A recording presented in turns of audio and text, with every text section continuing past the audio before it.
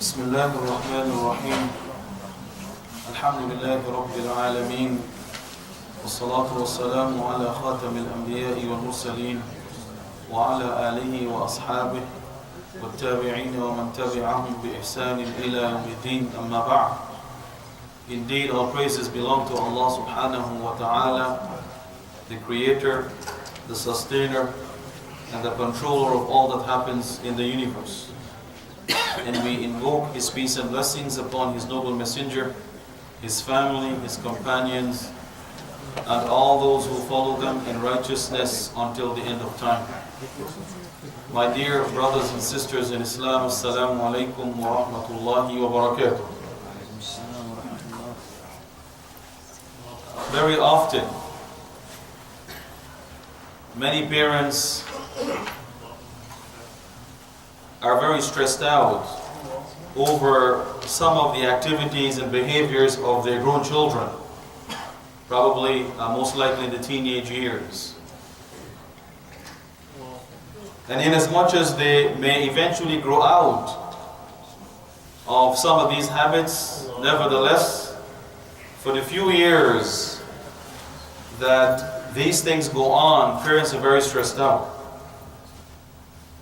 And it seems almost an impossible task to get our young people in the teenage years in particular to understand the value of the advice that their parents are giving them. But I came across an article in the newspapers today, and I think if you have children, brothers and sisters, you might want to let your kids read this article. It is about a young boy, 16 years old. He was grounded because he didn't clean his room. I'm sure we all have children who, this is familiar. They don't clean their rooms. And even if they do, within a week, it's like they never cleaned it. And it's almost an everyday nagging that you have to engage in to remind them to put their clothes away. I have children who, when they get up in the morning and they change their clothing, they step out of their jammies and leave it right there on the ground. When you go into the room, you can see it. They just stepped out of it, and that's it. It's left right there. So this young man was grounded by his parents. He's 16 years old. My kids are a little bit younger than that, so because he didn't clean his room. But he wanted to go out with his friends. So in the nighttime, like most young people and teenagers do, they're plotting and planning how they can get around their parents without their parents knowing. Right? You and I as adults, we might have done this a few times also when we were young.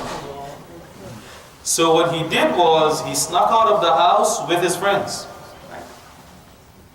And they went partying. This is the sad part. Because our young people, our children, our Muslim children, they want to hang out with friends. They stay out late. They want to come home at 1 or 2 in the morning. And they say that we're not doing anything wrong, we're just hanging with friends. But he went with friends and they went partying. And apparently in the process, he also drank alcohol. And he's only 16 years old.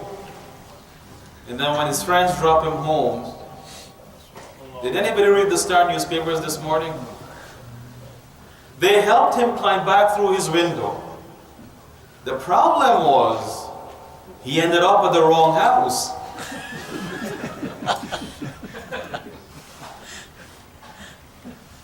But the house apparently is of this exact same style as his own home.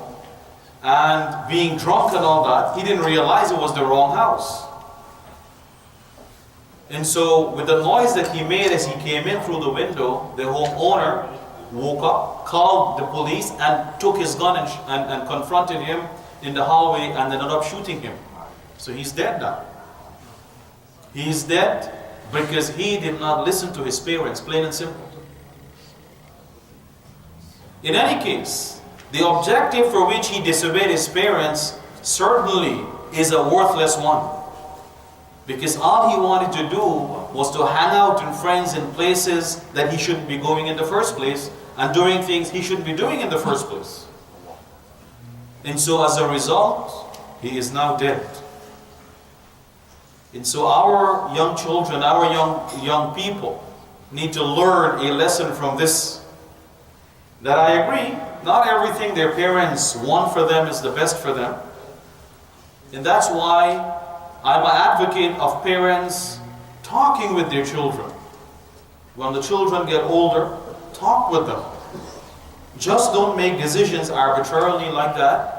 Involve them as well, so that you can do what is best for the children. Not what you think is best for them, but what is actually best for them. See, we have to realize not everything we think is best for our children, it is the best. Most times it is. And even when it's not, I know as parents we have the best interest of our children at heart. But we have to understand that not every single thing we think is the best thing for them is the best thing for them. We have to be willing to consider this. And what this means is we must be willing to give our children, the grown ones, the opportunity and the chance to tell us how they feel. So, but nevertheless, our young people need to realize and understand that this is exactly why Allah subhanahu wa ta'ala has ordered children to listen to their parents and obey their parents. And He has warned us about disobeying parents. In Arabic, we call this uququl walidain, very serious matter. In fact, the Prophet alayhi salatu wasalam, when he mentioned as-sab' al-mubiqat, the 7 sins, the 7 destructive sins, as-sab' al-mubiqat, these are the 7 sins that are considered destructive. They will destroy a person. Among the 7 he mentioned, وَأُقُوقُ الْوَالِدَيْنِ, being disobedient and disrespectful to parents. This is why it's serious. So you should go to the Toronto Star. It was in the main section. Get this article, either buy the Star newspaper or let them read it online, but let them read it. And perhaps engage them in a conversation about this, about disciplining, because that's what happened with this young man. He was disciplined. But he felt that his discipline was uncalled for. He didn't think that he should have been disciplined for something like that, not cleaning his room. And one of the ironies that I find with young people is that they want to be treated as grown-ups. They always say this, look, we're not little kids. Our parents treat us as little kids. Yet, when they go out, they behave like little kids sometimes. And that's why I tell them, being an adult means being responsible. It may appear to young people that being an adult means doing whatever you want. That's how they see it. So they can't wait to reach that age when they can do whatever they want. Sometimes they learn these lessons the hard way. And as in this case, sometimes it is too late to learn. So they need to realize and understand that being an adult is being responsible. Being responsible in making proper choices. Being responsible in owning up to your mistakes as well. Because they don't like to own up to mistakes. They will do what is wrong, and then they will try to hide it. They will try to hide it. But that is very immature behavior. It is childish behavior. It's not adult behavior. Sadly, many adults behave like that as well. They do what is wrong and then they try to hide it.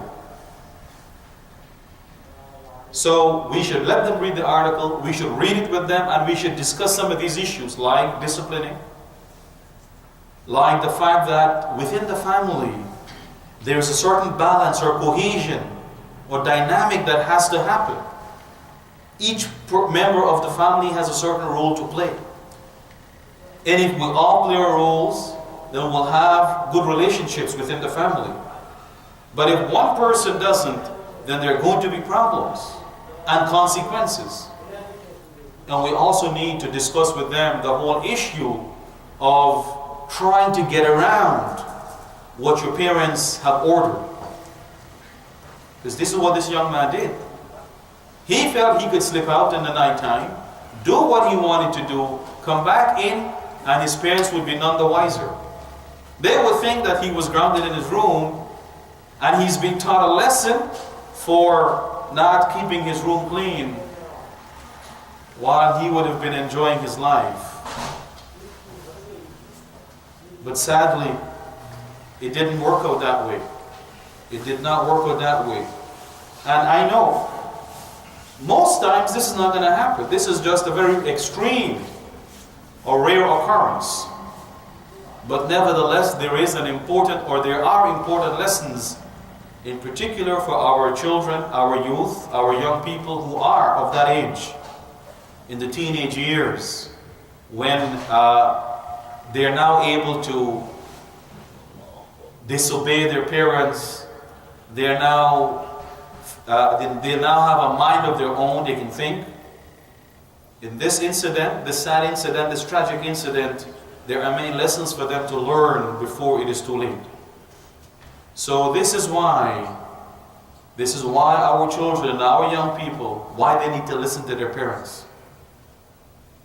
This is why instead of trying to go behind the backs of their parents and do things, they need to talk with their parents and negotiate a way out. Negotiate a way out. So get the article, inshallah, read it yourself, read it with your children, have them read it, discuss it, and hopefully they will learn some important but good lessons themselves so that they don't make similar mistakes. And hopefully they will be able to have a better relationship with their parents. And I hope that we, the adults and parents, will also be able to have a better relationship with our children and our youth, especially as they get older and they mature and they grow up into becoming adults. May Allah subhanahu wa ta'ala bless all of us. May He open up our hearts and minds so that we can understand this wonderful message that He has revealed. And may He inspire and motivate all of us to live by this message. This is our chance to show our children why Allah subhanahu wa ta'ala made it mandatory for them to listen to and obey their parents. Why Allah has considered disobedience to parents such a serious thing. It's not a small thing, it's very serious. As I mentioned, the Prophet ﷺ counted it among the 7 destructive sins. Among the 7 destructive sins. So it is a serious thing. This is why. Inshallah, if our children can understand this and can embrace this, then perhaps we'll have a lot more harmony in our families, and we will have young people who are better able to make good choices and good decisions. May Allah subhanahu wa ta'ala protect our children as well and our young people. May He protect them from the temptations and deviations of shaitan. May He protect them from all the evils that are prevalent and widespread in their society. May Allah subhanahu wa ta'ala keep them firm on the straight path. May He keep their heart firm on His straight path. May He forgive for them and for us our mistakes and shortcomings. أقول قولي هذا وأستغفر الله لي ولكم ولسائر المسلمين من كل ذنب والسلام عليكم ورحمة الله وبركاته.